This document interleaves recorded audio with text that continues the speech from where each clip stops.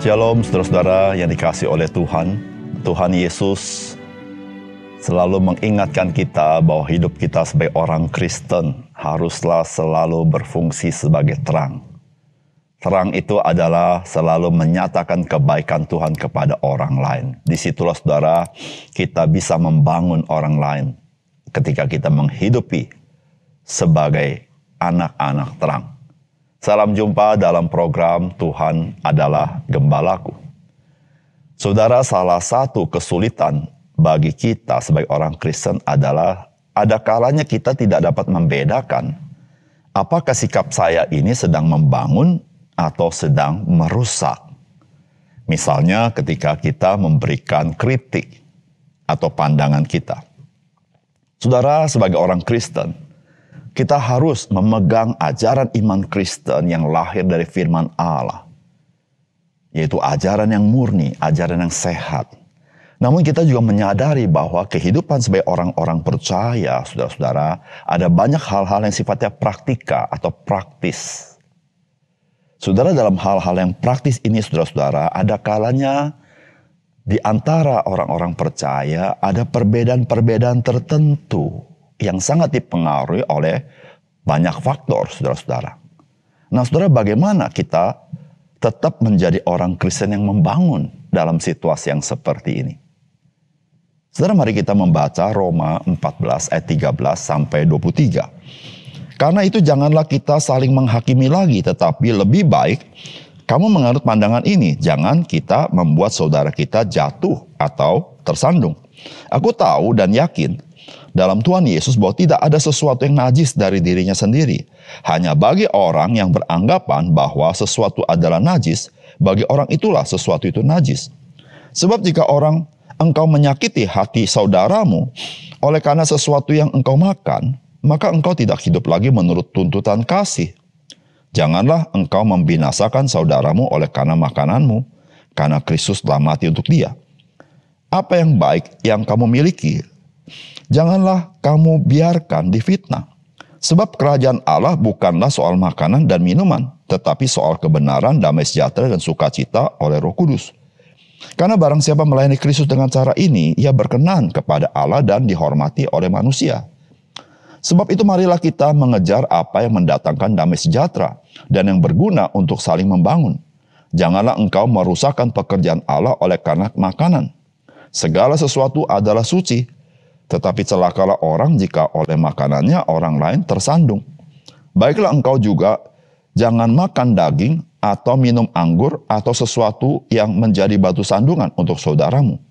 Berpeganglah pada keyakinan yang engkau miliki itu bagi dirimu sendiri hadapan Allah. Berbahagialah dia yang tidak menghukum dirinya sendiri dalam apa yang dianggapnya baik untuk dilakukan. Tetapi barang siapa yang bimbang kalau ia makan, ia telah dihukum. Karena ia tidak melakukannya berdasarkan iman. Dan segala sesuatu yang tidak berdasarkan iman adalah dosa.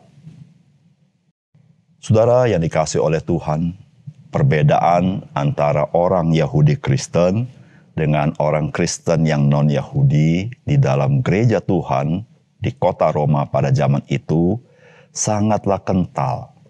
Dan memang itulah ciri-ciri daripada gereja mula-mula.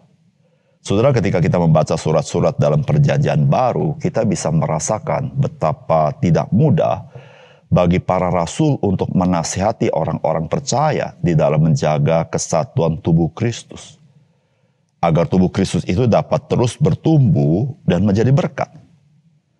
Saudara, termasuk nasihat firman Tuhan pada bagian yang kita baca ini terkait dengan orang-orang Yahudi, Kristen, dan orang-orang Kristen non-Yahudi. Saudara, apakah prinsip dasar memelihara kesatuan untuk membangun yang dipesankan firman Tuhan bagi kita hari ini? Yang pertama, saudara, sikap menghakimi adalah sikap yang cenderung memeriksa orang lain. Tetapi sikap tidak menjadi batu sandungan adalah sikap yang cenderung memeriksa diri kita sendiri. Orang percaya haruslah bersikap cenderung untuk tidak menjadi batu sandungan daripada menghakimi orang lain. Saudara, firman Tuhan berkata begini, karena itu janganlah kita saling menghakimi lagi. Tetapi lebih baik kamu menganut pandangan ini. Jangan kita membuat saudara kita jatuh atau tersandung. Saudara yang dikasihi oleh Tuhan, kita bisa memilih dua sikap dalam hidup kita sebagai orang percaya. Yang pertama, kita selalu memeriksa orang lain. Apakah dia benar atau tidak benar? Apakah dia hidup dengan kudus atau tidak kudus? Tetapi ada pilihan kedua. Kita cenderung memeriksa diri kita sendiri. Apakah hidup saya sudah menjadi berkat bagi orang lain? Saudara, apa yang saudara pilih dalam kehidupan ini?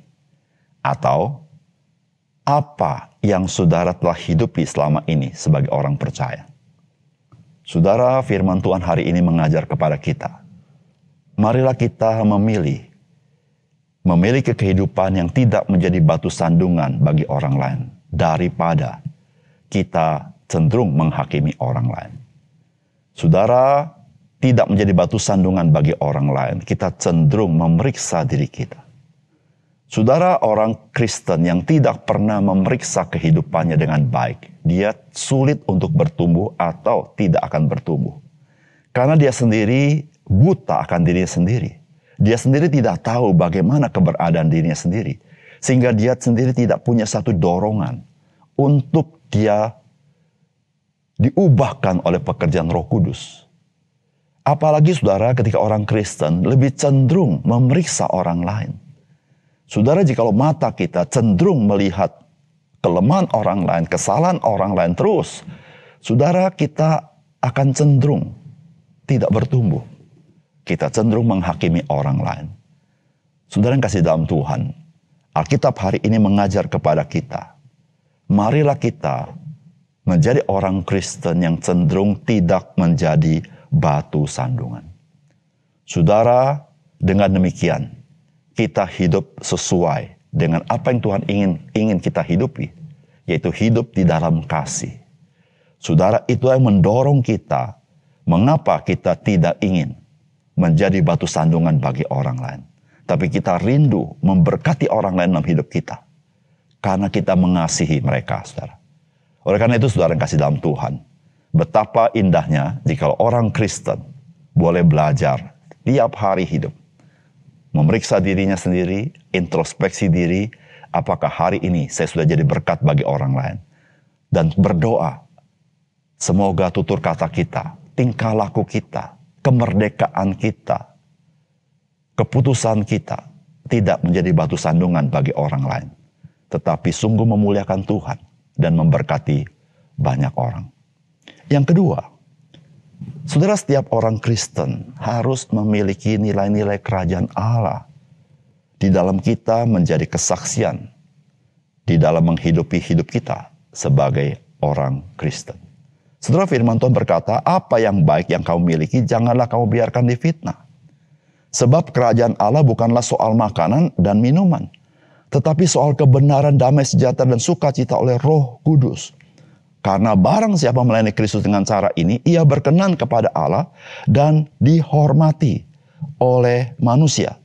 Sebab itu marilah kita mengejar apa yang mendatangkan damai sejahtera dan yang berguna untuk saling membangun. Janganlah engkau merusakkan pekerjaan Allah oleh karena makanan. Segala sesuatu adalah suci, tetapi celakalah orang jika oleh makanannya orang lain tersandung. Baiklah engkau jangan makan daging, minum anggur, atau sesuatu menjadi batu sandungan untuk saudaramu. Berpegang pada keyakinan yang kau miliki itu bagi dirimu sendiri di hadapan Allah. Berbahagialah dia yang tidak menghukum dirinya sendiri dalam apa yang dia anggap baik untuk dilakukan. Saudara yang dikasihi oleh Tuhan,